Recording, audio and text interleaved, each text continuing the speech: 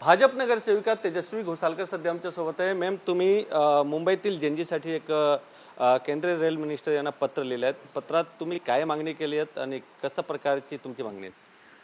केंद्रीय आपले रेल्वे मंत्री त्यांना मी कालच पत्राद्वारे ट्विट केलेला आहे आणि ट्विटमध्ये असं सांगितलेलं आहे की जे पालघर डहाणूमधून चर्चगेटपर्यंत किंवा छत्रपती शिवाजी महाराज टर्मिनस ते डोंबिवली आणि आसनगाव पर्यंत येणाऱ्या जाणाऱ्या मुलं जे विद्यार्थी आहेत किंवा कॉलेजमध्ये जे जातात त्यांना धक्काबुक्कीच्या गर्दीमध्ये त्यांना म्हणजे थकून जातात तिकडे कॉलेजमध्ये किंवा शाळेमध्ये जाईपर्यंत।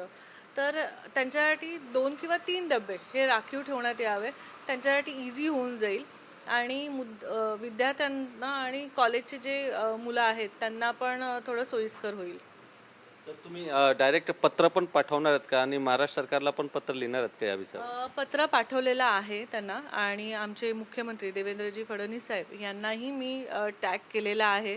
तर मला खरंच असं वाटतं की शालेय विद्यार्थी किंवा कॉलेजची मुलं आहेत, कारण आता बघाल खूप गर्दी असते ट्रेनमध्ये भांडणं होतात, मुलांना त्रास होतं, मुलं बाहेर त्या डब्याच्या बाहेर उभे असतात, कधी कधी त्यांचा हात पण सुटतो आणि पडताना दुर्दैवी मृत्यू पण होतं। तर त्यांचं आता भविष्य आहे, तर त्यासाठी आपण काहीतरी करावं यासाठी हे मागणी आहे।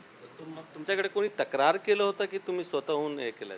मी एकदा दोनदा सकाळी प्रवास केला होता आणि मी बघितलं की मुलं खूप झटत आहेत आणि 1-2 आहेत म्हणजे आमच्या वॉर्डमधले पण, तर ते सारखे मागणी करत असतात की तुम्ही काहीतरी करा आमच्यासाठी। तर मला असं वाटलं की हां, खरंच ह्यांच्यासाठी काहीतरी करावं लागेल, कारण सकाळी उठून हे लोक जातात आणि मग डायरेक्ट संध्याकाळी येतात।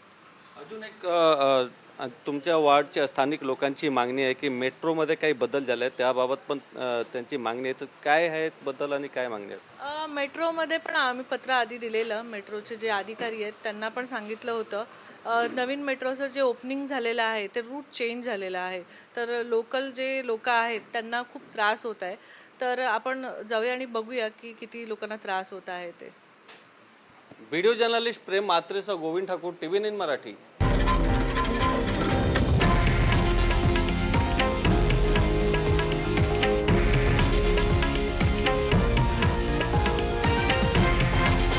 हे आहे देशातील नंबर 1 न्यूज नेटवर्क आणि आपण पाहत आहात TV9 मराठी, एकमेव।